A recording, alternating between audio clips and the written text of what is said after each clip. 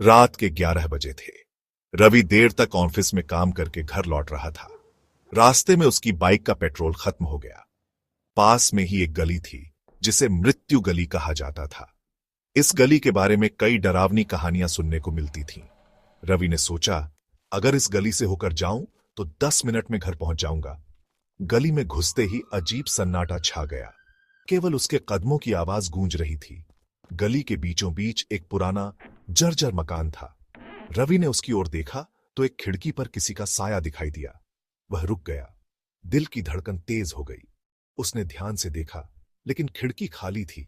जैसे ही रवि आगे बढ़ा, अचानक ठंडी हवा का झोंका आया और उसकी पीठ पर किसी ने हल्का सा हाथ रखा। वह तेजी से पलटा, लेकिन पीछे कोई नहीं था। डर के मारे उसके पैर कांपने लगे। उसने दौड़कर गली पार करनी चाही, तभी एक औरत सफेद साड़ी में उसके सामने आ गई। उसका चेहरा अंधेरे में छिपा हुआ था। कौन हो तुम?